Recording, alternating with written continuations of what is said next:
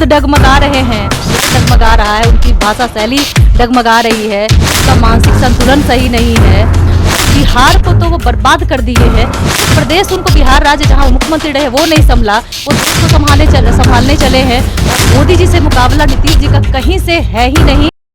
2024 का लोकसभा का चुनाव जो है बेहद करीब है। इसको लेकर के एक तरफ कहे तो इंडिया के जितने भी नेता हैं खूब जोर से लगे हुए, यहाँ तक कि इंडिया गठबंधन में आए दिन लगातार जो खटपट की बातें चलती रहती, लेकिन ऑल इज वेल, यानी सब कुछ सही है कहा जा रहा है तमाम जो इंडिया गठबंधन के नेता है। लेकिन एनडीए की कितनी तैयारी है, क्या एनडीए इंडिया का मुकाबला कर पाएगा? क्योंकि कितने दल जो मिले हुए हैं इंडिया गठबंधन में, इसको लेकर के कहीं ना कहीं इंडिया के लोग लगातार दावा कर रहे हैं कि एनडीए धाराशाही हो जाएगा 2024 में, जो है भाजपा जो है मोदी मुक्त हो जाएगा भारत। और उसको लेकर के हमारे साथ बात करने की, इसी मुद्दे को लेकर के 24 चुनाव को बेहद करीब है, इसी मुद्दे को लेकर के हम बात करेंगे। बीजेपी की नेत्री हैं आश्रिति शर्मा जी।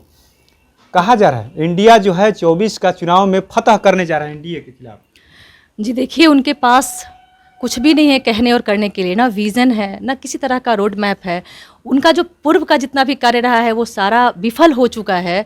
अब वो कितना भी गठबंधन कर रहे, गठबंधन भी फेल हो गया उनका। हर जगह 5 राज्यों में घमासान चल रहा है। तो कह रहे विधानसभा का चुनाव है, लोकसभा में नीतीश कुमार हो गए, राहुल गांधी हो गए, अखिलेश यादव, बड़े बड़े नेता हैं, बड़े बड़े नेता है। और आपने जो शब्द कहा कि मोदी जी को वो हटा नीतीश कुमार जी और कहाँ मोदी जी, मतलब जो बोलने की शैली भूल गए हैं नीतीश जी, जो खुद डगमगा रहे हैं, जहाँ तहाँ डगमगाते जा रहे हैं। उनका स्वर डगमगा रहा है, उनकी भाषा शैली डगमगा रही है, उनका मानसिक संतुलन सही नहीं है। और बिहार को तो वो बर्बाद कर दिए हैं। एक प्रदेश उनको बिहार राज्य जहाँ वो मुख्यमंत्री रहे वो नहीं संभला, वो देश को संभालने चले हैं। और मोदी जी से मुकाबला नीतीश जी का कहीं से है ही नहीं, अंश मात्र भी नहीं है। ये बिल्कुल गलत सोच, मतलब सोच करके हंसी आती है। बड़े काम किए हैं, कह रहे हैं कि जाति गणना करा दिए, सबको आधार दे दिया, आर्थिक आधार पे जो भी गरीबी है उसको भी डाटा रिलीज कर दिया है। जो लोग गरीब हैं फायदा क्या दे रहे हैं? आज वो खुद कह रहे हैं कि जो गणना आया है वो खुद कह रहे हैं कि 35% तो उसी में आ गया है जी, ये खुद वो बोल रहे हैं। तो जब सब कुछ आप कह रहे हैं कि ये तो पहले से ही था और पहले से ही हम सब कुछ दे चुके हैं, अब उनके मुंह की ही बात आपको बता रहे हैं, तो फिर ये इतना जो पैसा जो करोड़ों खर्च हुआ गन्ना पे, इससे फ़ायदा क्या हुआ? इससे फ़ायदा वो निकालने की कोशिश किए थे, जात पात की राजनीति करके फूट डालने की वो कोशिश किए थे और उसमें भी वो विफल हुए। क्या फ़ायदा हुआ बताइए? जनता को तो कोई फ़ायदा दिखाई नहीं दे रहा है जनगणना से। हम इस जाति के, आप उस जाति के, बस इतने % हैं, इसके अलावा और कोई फ़ायदा नहीं है। नौकरी भी तो दे रहे हैं ना, बिहार में नौकरी भी दे रहे हैं, नौकरी दे रहे हैं, दूसरे प्रदेश के युवाओं को भी नौकरी दे रहे हैं। तो फिर बिहार वालों का हक मार रहे हैं। बिहार के विद्यार्थियों को फिर वही मजदूरी करना पड़ेगा। हक मारी किए हैं, वो भी फ़ायदा दूसरे राज्य को पहचाने के पीछे भी राजनीतिक उनका मंशा था, राजनीतिक उनका कारण था। और नौकरी देखिए कितना था। अब आपने कहा कि हम 10 लाख नौकरी देंगे, तेजस्वी जी भी बोले थे कि 10 लाख देंगे। अभी साल निकल गया और उनका नौकरी कितना आया? 1.25 लाख का अभी वो चर्चा कर रहे हैं, हंगामा कर करके। अगर सही मायने में अगर आप पूरा डाटा देखेंगे कि नौकरी कितना मिला, तो बिहार के जो विद्यार्थी थे, अभ्यर्थी थे, जो परीक्षा दिए थे, उसमें से मैक्सिमम 30,000 मतलब 40,000 लोगों को वो दे पाए हैं नौकरी। बाकी जो पहले के थे उनको नौकरी मिली है। ये भी एक ठगा गया है और पूरा घोटाला इस स्कैम में हुआ है। मतलब आप कह रहे हैं कि बिहार के नौकरी में उत्तर प्रदेश, तमाम जो राज्य के युवाओं को राजनीति के लिए भरा जा रहा है, नौकरियों में भरा जा रहा है। साफ है कि आपने, जब बिहार की हालत इतनी खराब है, आप बिहार के सूबे के मुखिया हैं, आपको यहाँ के विद्यार्थियों के, यहाँ के युवाओं के लिए, यहाँ के गरीबों के लिए सोचना है।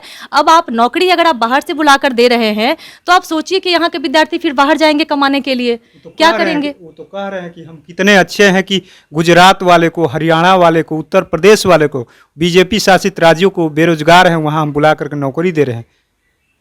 और आपके वाले गुजरात में जाकर मजदूरी कर रहे हैं। आप गुजरात वालों को, हरियाणा वालों को बुलाकर यहाँ शिक्षक बना रहे हैं और यहाँ वाले वहाँ जाकर मजदूरी कर रहे हैं। दोनों में कहीं कोई सिमिलैरिटी आपको नजर आता है?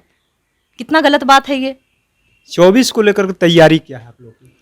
हम लोगों की तैयारी बहुत प्रबल तैयारी है। हमारे पास हमारे मोदी जी हैं, जिन्होंने देश में 9 वर्षों में काम सफलतापूर्वक कार्य करके दिखाया है।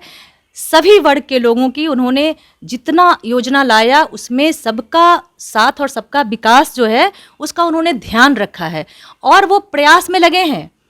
कि कहीं भी कोई कमी ना रह जाए, ये उनका प्रयास रहा। यही भाजपा का विज़न है कि हमको इन चीज़ों में नहीं पड़ना है कि विपक्ष क्या सोचती है, हमें ये सोचना है कि हमारी जनता को लाभ कहाँ से होती है, हम अपने देश का तरक्की उसको आसमान तक कहाँ से ले जा सकते हैं। यही हमारा मुख्य उद्देश्य और विज़न हमारी पार्टी का है, और यही विज़न लेकर हम जनता के आगे जाएंगे। मेरा बिल्कुल साफ है कि हम फतह करके आएंगे। आप कह रहे हैं कि विजन है कि फतह करके आएंगे, लेकिन ये भी चर्चा चल रही है कि बीजेपी में कुछ नेता ऐसे भी है टिकट कटेगा, वो लोग भी लगे हुए हैं दूसरे जगह जाने के लिए। अंदर खाने से चर्चा है कि मतलब अंतर से बीजेपी टूटी हुई है।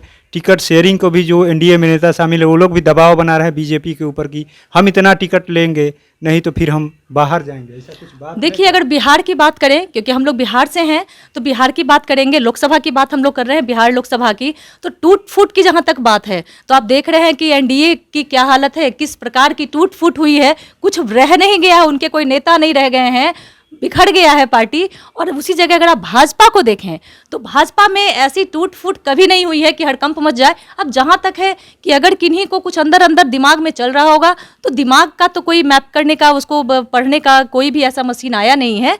लेकिन हमारे कार्यकर्ता नीचे स्तर से लेकर ऊपर तक जो बड़े नेता हमारे हैं, वो बड़े एकजुटता से काम करते हैं। अब एक आप कहीं से कुछ निकाल लें तो वो अलग बात है, लेकिन चुनाव में जब हम जाते हैं तो वहाँ हम एकजुटता के साथ संघर्ष करते हैं। टूट फूट हमारे पार्टी में नहीं होता है। चिराग पासवान और चाचा को लेकर के, पशुपत पारस को लेकर के सहमति बनी हुई है आप लोगों में? देखिए दोनों हमारे प्रिय हैं, दोनों भाजपा के प्रिय हैं। आपने मोदी जी को देखा होगा कि उन्होंने हमेशा सम्मान उनके दोनों फैमिली को दिया है, चिराग जी को भी दिया है और चाचा जी को भी दिया है। और बाकी जो आप सीट शेयरिंग की अगर सोचते हैं, तो ये हमारा जो नेतृत्व है वो सब कुछ देखते हुए, व्यवस्था और समावेश बनाते हुए चलेगा कि कैसे क्या होगा। और लेकिन है सब साथ, और सब खुशी खुशी और एकदम साथी बनकर एक दूसरे का सपोर्ट करते हुए मैदान में जाएंगे। उपेंद्र कुशवाहा बार बार नीतीश जी को कहते रहते हैं कि वो अस्वस्थ हो गए, हम चाहते हैं कि जल्दी से वो दलदल से बाहर निकले, आएंगे तो स्वागत होगा। जी, एक तो मैं पक्का कह दूं कि नीतीश जी वापसी नहीं कर रहे हैं भाजपा में, नहीं करेंगे वो। उनके लिए यहाँ कोई स्थान नहीं है। अगर कोई नेता कहते हैं तो वो गलत कहते हैं कि वो वापस आ रहे हैं। इस तरह का कोई भ्रम पैदा होता है या फैलाया जाता है तो। लेकिन उपेंद्र भाई जी अगर ये कहते हैं कि वो नीतीश जी की मानसिक स्थिति खराब हो गई है, तो वो ये सही कहते हैं कि अब वो पद पे रहने के लायक नहीं है। ये पूरी जनता कह रही है बिहार की कि नीतीश जी को स्वयं अपने आप में, अपने अंतरात्मा में झांक कर देखना चाहिए कि उनकी जो गरिमा थी वो अब उन्होंने खुद खत्म कर दिया है। उनको इस्तीफा दे देना चाहिए। जैसे जैसे उनके वक्तव्य आ रहे हैं, उसके बाद उनको कुर्सी पे रहने का कोई औचित्य नहीं बनता है। उनको अविलंब मुख्यमंत्री का पद छोड़ दें, तभी इसी में उनकी गरिमा है। धन्यवाद। तो आपने सुना किस तरीके से बीजेपी नेत्री है आशीष शर्मा ने साफ साफ कह दिया कि नीतीश कुमार को अब कोई भी, यानी बीजेपी में आने की कोई संभावना नहीं। अगर कोई कह रहा है तो गलत बात है, लेकिन उन्होंने उपेंद्र कुशवाहा की बात को साफ साफ कह दिया कि अगर कह रहे हैं कि अस्वस्थ हैं तो ये बिल्कुल सही है। जिस तरीके से उनके बयान आए दिन देखने को मिलते हैं कि ऐसी बात बोल जाते हैं जिससे अलग अलग सुनने वाले लोग भी जो परेशान हो जाते हैं। एक तरीके से कहे कि खास तौर से जो महिलाओं को लेकर के जो बातें कहे विधानसभा के अंदर, उसको लेकर के तमाम बातों को इन्होंने रखा है। 24 चुनाव को लेकर के अपनी बातों को रखा है। अब देखने वाली है बात ये है कि 24 का चुनाव तो नज़दीक है ही, लेकिन जिस तरीके से बरसाती जो चुनावी जो बरसात है शुरू हो गया, इधर से उधर नेताजी लोग लगे हुए जाने में कि हम इधर से चुनाव लड़ेंगे कि इधर से, लेकिन अब 24 का चुनाव कौन फतह करता है ये देखने वाली बात है। तो ऐसे तमाम अपडेट से जुड़े रहने के लिए इनसाइडर लाइव देखते रहें।